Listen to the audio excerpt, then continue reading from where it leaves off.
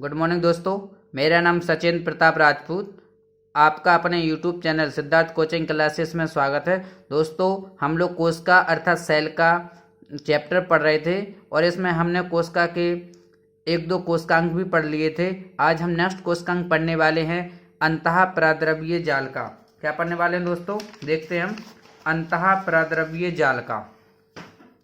अंतःप्राद्रव्य जाल का जिसको बोलते हैं एंडोप्लाज्मिक रेटिकुलम। ठीक, एंडोप्लाज्मिक रेटिकुलम, इसको सर्वप्रथम गार्नियर ने देखा व एरिस्टोप्लाज्म कहा। इसको क्या बोला? अंतःप्राद्रव्य जाल को क्या बोल दिया गार्नियर ने? एरिस्टोप्लाज्म। इसकी जो खोज की थी वो एल्बर्ट क्लाउड एवं कीथ पॉयटर ने की थी। एग्जाम में कीथ पॉयटर ही मिलता है लगभग।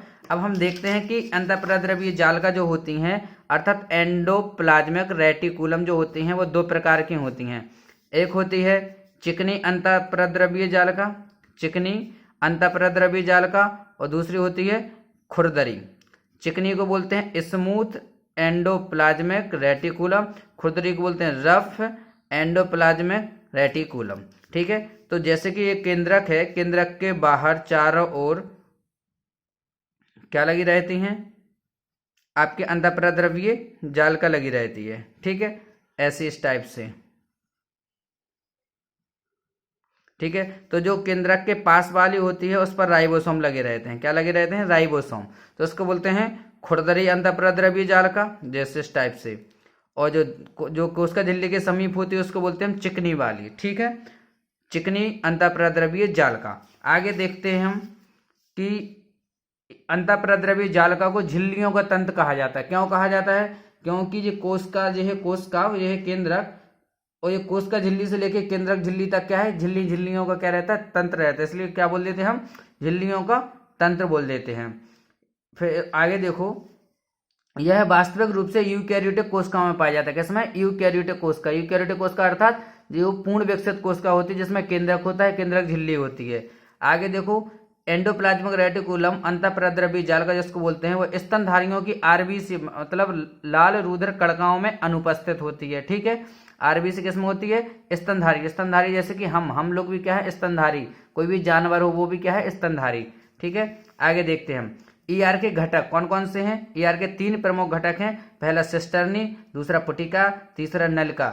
सिस्टर्नी कैसी होती है? सिस्टर्नी डायग्राम में इस टाइप की होती है। इस पर क्या लगे होते हैं? राइबोसोम लगे होते हैं। इसको क्या बोलते हैं हम? सिस्टर्नी। ठीक है, और दूसरा पुटिका होती है अंडाकार, जो क्या करती है? पदार्थों का संग्रह करती है, जैसे प्रोटीन हुआ, लिपिड वगैरह, उसका क्या करती है? संग्रह करती है। इसके बाद नलिका। नलिका कैसी होती है? इस टाइप का, जिस फॉर्म में ये बना है डायग्राम, इस टाइप की नलिका होती है। लेकिन इस पर क्या? राइबोसोम नहीं लगे रहते। अगर पूछा जाए राइबोसोम ईआर के किस घटक पर लगे होते हैं तो सिस्टर्नी पर लगे होते हैं। ठीक है, नेक्स्ट पढ़ते हैं हम इसमें ईआर के कार्य, बहुत इंपॉर्टेंट है जो पूछे जाते हैं। ईआर का प्रमुख कार्य क्या है? कोशिका कंकाल बनाती है। जो कंकाल बनाने का काम करती है वो कौन? ईआर करती है। कंकाल बनाने के लिए हमें क्या? कैल्शियम की जरूरत पड़ती है। तो कैल्शियम का निर्माण कौन करता है? ईआर ही करता है। ठीक है, कौन सी कोशिकाएं करती हैं ईआर का निर्माण? ये लिखा है सार्कोप्लाज्मिक रेटिकुलम जो है वो कैल्शियम आयन का क्या करता है? स्त्रावण करता है, जो पेशी संकुचन में क्या मदद करती है। अगला देखते हैं, यह परिवहन में मदद करता है। परिवहन का मतलब ये है कि जैसे कि यह है कोशिका द्रव, तो कोशिका द्रव से कोई भी पदार्थ अगर केंद्रक में जाना है तो ईआर के माध्यम से ही गुजरेगा, या इससे ही निकलना पड़ेगा, या फिर इधर से जाएगा तो भी हमें इसके थ्रू ही बाहर जाना पड़ेगा। तो ये क्या करता है? परिवहन का काम करता है। दूसरा इसका प्रमुख कार्य है ग्लाइकोजेनोलिसिस को प्रेरित करता है। मतलब क्या? जो ग्लाइकोजन को ग्लूकोज में क्या करता है? परिवर्तित करता है। ठीक है, नेक्स्ट है केंद्रक झिल्ली बनाने में। क्या? केंद्रक झिल्ली बनाने में भी कौन काम करता है? ईआर। केंद्रक झिल्ली और कोशिका झिल्ली दोनों को बनाने का काम करता है ईआर। कैसे बनाता है? जो केंद्रक झिल्ली बनाने के लिए हमें क्या जरूरत पड़ती है? जो केंद्रक झिल्ली बनाते हैं या केंद्रक झिल्ली जो है वो किससे मिलकर बनी होती है? वो होती है केंद्रक झिल्ली आपकी वसा और लिपिड। वसा और लिपिड से। लिपिड क्या? देखो, वसा हो गया, लिपिड के अंदर वसा भी आ जाता है, कई सारे विटामिन भी आ जाते हैं। ठीक है, तो केंद्रक झिल्ली किससे बनती है? वसा और लिपिड से। वसा और लिपिड बनाने का काम कौन करता है? आपका एंडोप्लाज्मिक रेटिकुलम। क्यों? देखो, जो चिकनी वाली है खुरदरी, जो खुरदरी है उस पर क्या लगे होते हैं? राइबोसोम। राइबोसोम का काम क्या होता है? प्रोटीन का निर्माण करना। क्या? प्रोटीन का निर्माण करना। तो आप समझ गए होगे ना कि जो खुरदरी अंतःप्राद्रव्य जालिका होती है वो प्रोटीन का निर्माण करती है। जो चिकनी वाली होती है वो क्या? वसा और लिपिड। बसा और लिपिड बनाती है, ठीक है। और अब लिपिड बनाती है, और आप केंद्रक झिल्ली के लिए बसा और लिपिड चाहिए तो कौन देगा, ईआर ही तो देगा। अर्थात ईआर केंद्रक झिल्ली और कोशिका झिल्ली दोनों। कोशिका झिल्ली के लिए क्या चाहिए, सॉरी केंद्रक झिल्ली के लिए आपको बसा के साथ प्रोटीन भी चाहिए होती है, लिपिड नहीं, प्रोटीन सॉरी दोस्तों, प्रोटीन। और कोशिका झिल्ली के लिए क्या, आपको प्रोटीन के साथ साथ क्या चाहिए, लिपिड चाहिए, ठीक है, लिपिड। तो केंद्रक झिल्ली किससे बनी होती है, बसा और प्रोटीन से, और कोशिका झिल्ली प्रोटीन और लिपिड से, ठीक है। अब आगे देखते हैं हम लोग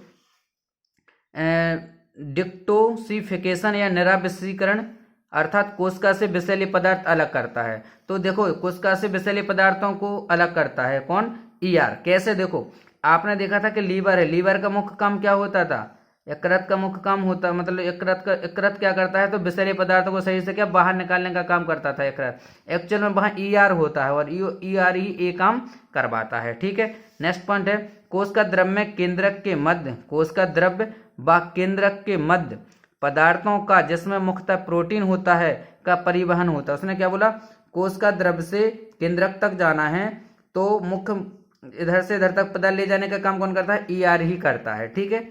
नेक्स्ट क्वेश्चन, यह केंद्रक से कोशिका द्रव्य में अनुवांशिक पदार्थ जाने का पथ बनाती है। इसने ये भी बोला है जो अंतःप्रद्रव्य जालिका है वो केंद्रक से क्या ले जाएगी, अनुवांशिक जो पदार्थ रहते हैं उनको ले जाने का भी क्या बनाता है, मार्ग बनाता है आपके लिए, ठीक है।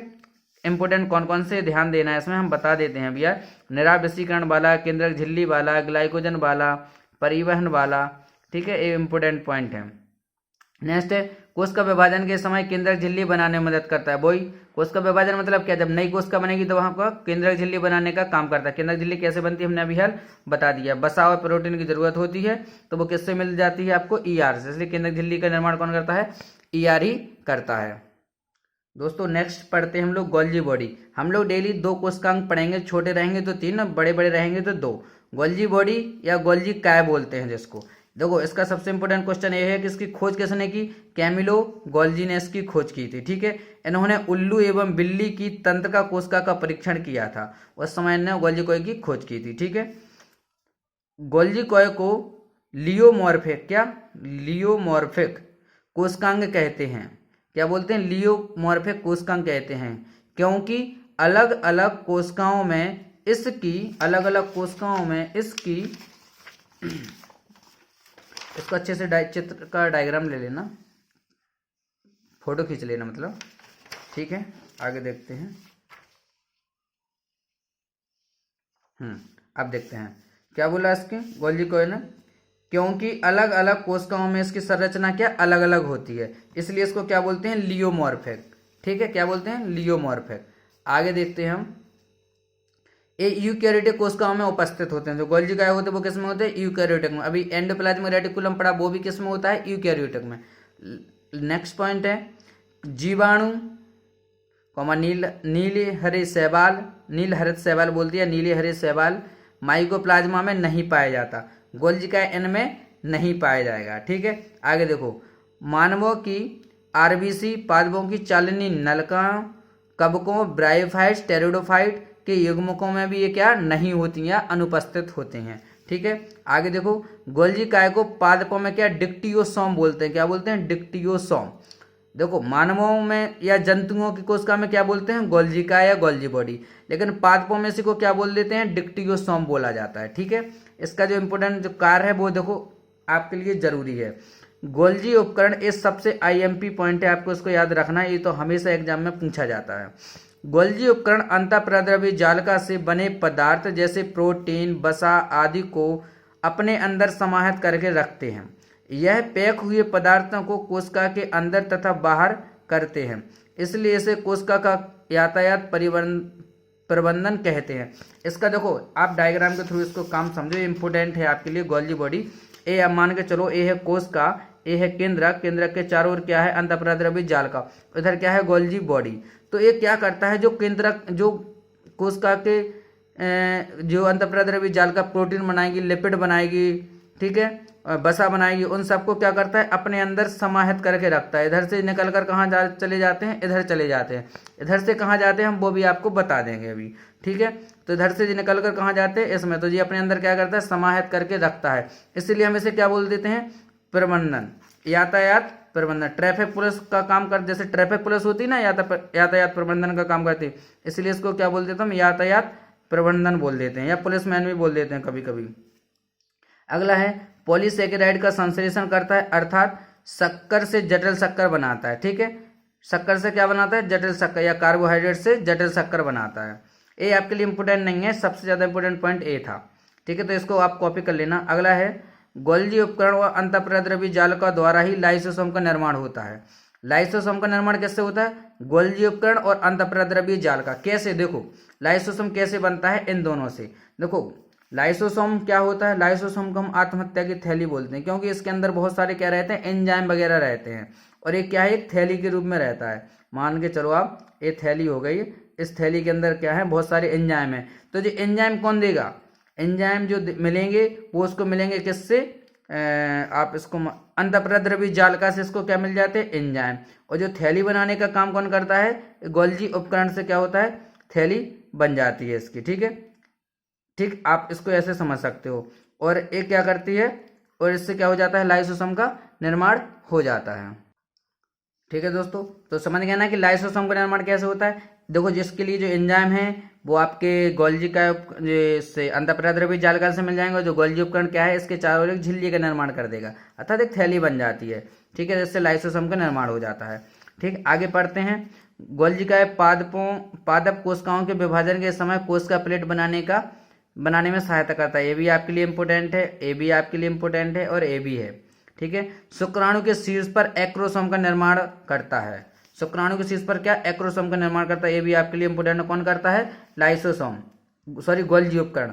गोल्जी का कैसे बनाता है, इसको देखो, आप इसको समझना। आप देखो जो शुक्राणु होता है वो कुछ इस प्रकार होता है, इसकी संरचना जो शुक्राणु की होती है वो इस प्रकार की होती है, इस प्रकार शुक्राणु होता है, ठीक है। तो शुक्राणु के जो बाहर जो दिख रहा है वो केंद्रक झिल्ली होती है।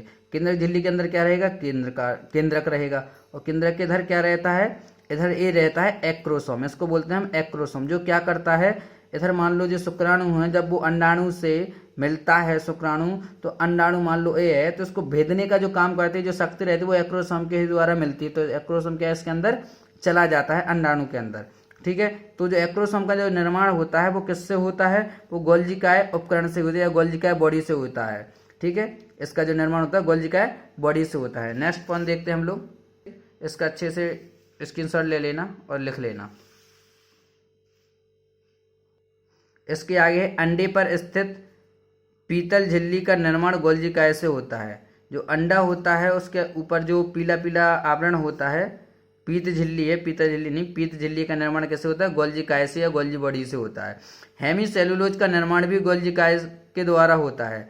हेमीसेलुलोज जो कोशिका भित्ति होते हैं ना, जो कोशिका भित्ति बनाने के लिए हमें क्या, सेलुलोज की जरूरत होती है। भित्ति जो बनी होती है जी, कैसे बनी होती है, सेलुलोज की, तो हेमीसेलुलोज की।